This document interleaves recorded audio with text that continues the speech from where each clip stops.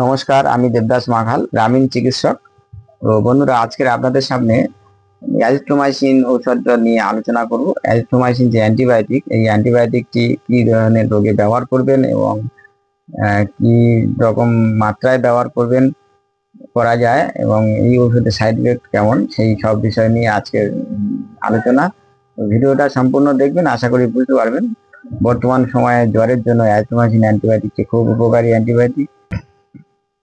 Azithromycin ট্যাবলেটটি সাধারণত 500 mg syrup ফর্মে, 200 mg পাওয়া যায়, আবার 100 mg পাওয়া যায়।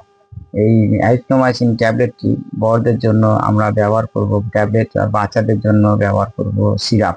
তো এই অ্যাজিথ্রোমাইসিন ট্যাবলেটটি ব্যবহার করব কোন কোন রোগের জন্য বা কি ধরনের লক্ষণ দেখার পর ব্যবহার করব, সেই সব বিষয় নিয়ে একটু আলোচনা করি। আপনারা ধৈর্য ধরে একটু ভিডিওটা দেখবেন, তাহলে বুঝতে পারবেন।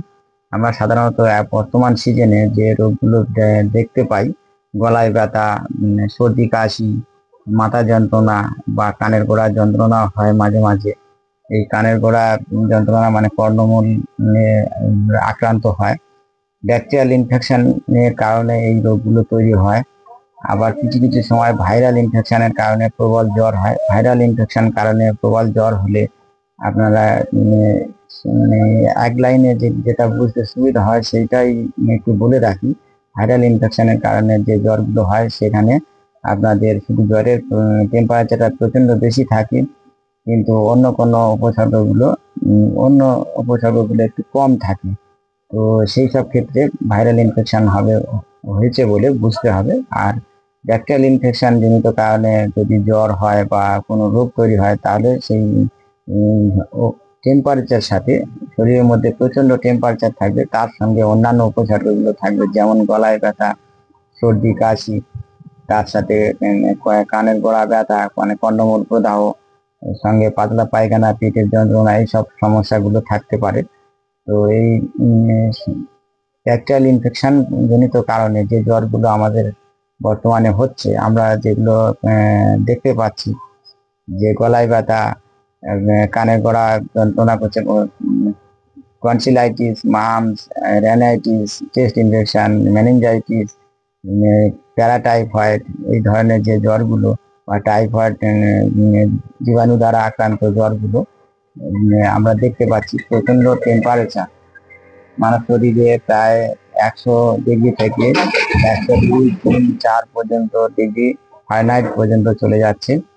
মানে 100 ডিগ্রি ফারেনহাইট থেকে 102 বা 4 ডিগ্রি ফারেনহাইট পর্যন্ত এই টেম্পারেচার এসে দাঁড়াচ্ছে। মানে প্রবল জ্বর আসছে, তার সঙ্গে বিভিন্ন রকম উপসর্গ থাকছে, বমি ভাব থাকছে, হাত পা প্রচন্ড পরিমাণে যন্ত্রণা, গলায় ব্যথা, কাশি, ফুসফুসে কাশি, কখনো কখনো ঘরে ঘরে কাশি, এই ধরনের লক্ষণগুলো পাওয়া যায়। এই সমস্ত লক্ষণের উপরে অ্যাজিথ্রোমাইসিন বর্তমান সিজনে প্রচুর ভালো কাজ করছে।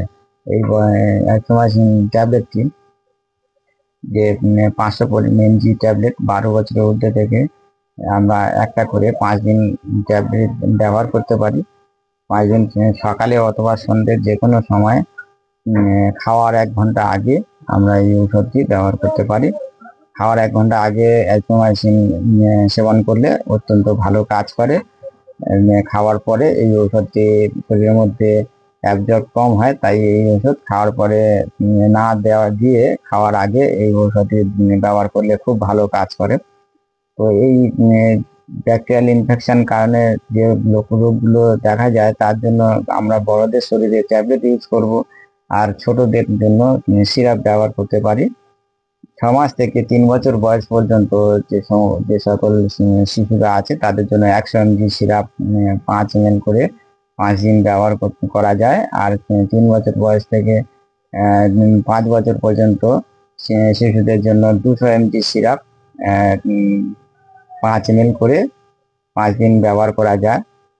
6 বছর থেকে 10 বছর বা 12 বছর পর্যন্ত যে শিশুগুলো বা বাচ্চারা রয়েছেন, তাদের জন্য 250 mg ট্যাবলেট দিনে একবার করে 5 দিন ব্যবহার করা যায়।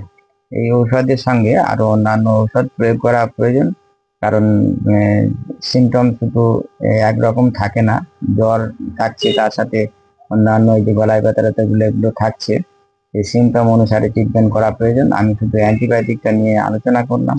এবারে এই অ্যান্টিবায়োটিকের সঙ্গে জ্বরের ওষুধ প্রয়োজন, বমি থাকলে বমির ওষুধ প্রয়োজন, তারপরে সর্দি থাকলে অ্যালার্জির ওষুধ বা অ্যান্টিহিস্টামিন ড্রাগ প্রয়োজন। এই ধরনের ঔষধগুলো প্রয়োজন। সেগুলো আপনারা নিজেরা আইডেন্টিফাই না করতে পারলে আপনারা অবশ্যই ডাক্তারবাবুর কাছে পরামর্শ নেবেন বা ডাক্তারবাবুকে দেখিয়ে প্রেসক্রাইব করিয়ে ঔষধ ব্যবহার করবেন, তাতে আপনাদের সুবিধা হবে। আর এক্ষেত্রে একটু বলে রাখি যে এই ঔষধের পার্শ্ব প্রতিক্রিয়া কিরকম হতে পারে। তো এই ঔষধের পার্শ্ব প্রতিক্রিয়া খুব বেশি দেখা যায় না, তবে কিছু কিছু ক্ষেত্রে মাথা ঘোরা, শরীরে মধ্যে একটা উৎকণ্ঠা তৈরি হয়, বমি ভাব, পেটে যন্ত্রণা হতে পারে। যাদের হার্টের অসুখ আছে, কিডনির সমস্যা আছে, এই লিভারের প্রবলেম আছে, তাদের জন্য এই ঔষধ ব্যবহার নিষিদ্ধ। প্রেগনেন্সি মায়েদের জন্য সাবধানের সহিত ব্যবহার করতে হয়। তো এই ঔষধ সচরাচর ট্যাবলেট ফর্মে বা সিরাপ ফর্মে পাওয়া যায়। তো সমস্ত ঔষধ দোকানে এই অ্যাজিথ্রোমাইসিন ব্র্যান্ডটা বিভিন্ন নামে বিভিন্ন ব্র্যান্ড নেম নামে পাবেন। অ্যাজিথ্রোমাইসিন কম্পোজিশন নাম, অ্যাজিথ্রোমাইসিন কম্পোজিশন নাম। আমি আজকের আমার হাতের কাছে সিপ্লা কোম্পানির অ্যাজিথ্রোমাইসিন রয়েছে, সেই সিপ্লা কোম্পানির অ্যাজিথ্রোমাইসিন একটু আপনাদেরকে দেখাবো।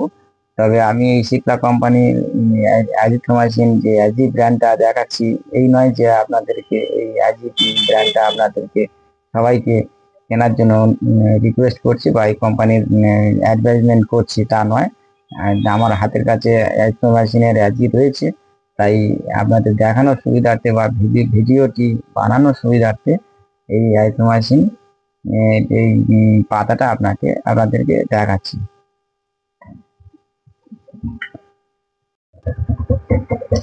এই হলো অ্যাজিথ্রোমাইসিন ট্যাবলেট। এটা সিপ্লা কোম্পানির অ্যাজি 500, এর কম্পোজিশন হচ্ছে অ্যাজিথ্রোমাইসিন 500 ট্যাবলেট। এখানে এর স্ট্রিপের উপর দেখেন, প্রতিটা স্ট্রিপে 5টা করে রয়েছে। 5 দিনের জন্য কমপ্লিট একটা ট্রিটমেন্ট অ্যান্টিবায়োটিক কোর্স দিয়েছে।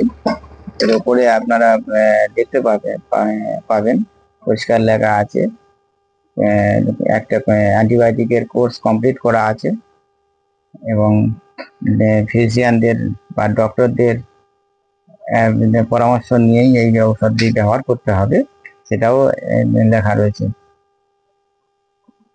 আপনারা ইংরাজিতে লেখা আছে, বুঝতে পারবেন। আচ্ছা, এখানে এই অ্যাজিথ্রোমাইসিনটা এইভাবেই দেখিয়ে দিলাম। 134 টাকা 28 পয়সা এর বর্তমান এমআরপি 5টা ট্যাবলেটের জন্য। আমি এই অ্যাজিথ্রোমাইসিনটা আমার কাছে রয়েছে তাই দেখালাম। তো বন্ধুরা, আজকের এই অ্যাজিথ্রোমাইসিন অ্যান্টিবায়োটিকটা নিয়ে এই পর্যন্ত ভিডিও। আগামী দিনে আবার নতুন কোনো বিষয় নিয়ে আপনাদের সামনে নতুন ভিডিও নিয়ে আসবো।